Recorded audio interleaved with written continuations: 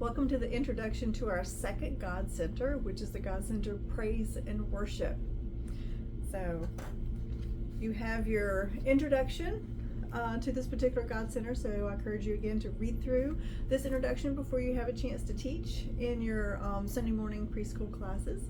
So I want to just kind of go through some of the information in this intro to give you a little overview and what some of the items that we have in our God Center bin ready for you to use on Sunday mornings. So now worship for children is just as vitally important as it is for us adults. And as children are imitators, a lot of times we will see them imitating us in worship, in posture, position, raising their hands, closing their eyes, whatever it might be. And even though a lot of times for children it is just seeming to be imitation for them, there's a lot more going on inside that child. So we need to make sure that we do keep that in mind, because children are naturally drawn to worship. They're naturally drawn to that intimacy with God and the Holy Spirit. So they sense His presence by instinct, though they may not really understand or sure what it is that they're sensing. So if it isn't encouraged and nurtured during their early years, we want to make sure it is, so that they don't lose interest as years go by and they graduate from the preschool into the elementary. So as we start them early and keep this consistent, we do run this God Center for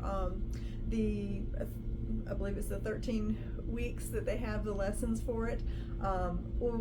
After that point in time, we just want to, we encourage you teachers to take the information from the God Center and reiterate it to them during their praise and worship time in the class time, and bring out some of those points. So as you're going through your lessons, jot notes down to be referred to back later. Of course, we can make all these lessons available to you because you only have the lessons that you teach on your Sunday. So if you want a copy of some of the other lessons that we have for the God Center, so you can know what to prompt the kids in later in the items that they have learned in the God Center. But still, training is vital for these kids. So we want to teach them not just what worship is, but what worship is not. They have to be taught. So even though they are instinctually drawn to entering into the presence of God, where we have to work at it sometimes, there's still things about it that do have to be taught. Most kids, unfortunately, who grow up in the churches believing, all of the things that are being taught, the stories, the facts of the Bible, never really, I guess you could put it this way, is the fact that they say they have never experienced the presence of God. Well, maybe they never knew that they experienced His presence. They never were brought to attention to what it was that they were actually sensing. So I believe it's important that during our worship times with this God Center, that when you sense the presence of God, pause and bring the children's attention to it. And I'll do this sometimes in Extreme Kids when we're in worship and when we feel the presence of God just fall in the room, and I will literally stop and pause and say, stop the music a minute. Did y'all feel that? Did you sense that? What did you feel? What was different? And let them try to verbally express it and bring attention to it so that they realize, oh yeah, that was the presence of God. So I encourage you to do that also with these preschoolers during this worship time that you have with them. Educating their minds along with their spirits about what worship is and is not is vitally important. This is because worship is much more than just music. Worship is what we do every day of our lives, every minute of our lives. It's an attitude of our heart that we take with us, and we need to impart this to our children too.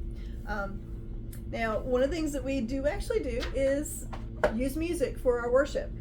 So I encourage you to use our iPad. We have our iPad available in the preschool bin, the top drawer, and we have Spotify with the actual playlists. If you go to your library, and you will be able to see the playlist that we have in here. There is one that is just instrumental, which is God Center music, and then we have one that I have started that is for the purpose of this particular God Center, which is God Center Worship. So these are songs that they can sing along to. And we have actually chosen songs that aren't the high energy kid songs and motions. We're going to stay away from those. But these are songs that we sing in adult service, and songs that we know. And we have picked out some of the songs that are on a child level, done and produced by children's groups or ministries that are catering their music to children. So it is some of the songs are a little bit shorter, not as long, and trying to pick out some of the songs that aren't quite as wordy, because the more that they're able to engage in the song and sing in the song, the more they're able to enter into worship and enjoy that time. So we encourage you to use the songs on the iPad. If you have any challenges with that, just let us know. But some of the items you will see in your bins, of course, we have musical instruments. So have fun with the musical instruments, and there's some of the lessons that do actually call you to use them. And there's more that we have in the bin. These are also available to you if you want to use them. They're just dancing scarves is what we call them, and I'll have a couple of them in the bin for you to use, for you to share. But if you want the whole bin, we have tons of these. So these are great for them just to worship in God, and throwing them up in the air, catching them, however they want to use to worship God with them. And one of the other fun items that we have in here, and we'll be making more of these. So currently we have one. I think the rest of them got taken home last round we did this, but we'll make sure we have these for them to use. They can put them on their wrists and use them, as they worship, or they can just hold them in their hand and use them for worship to God. So our bracelets that'll be in there.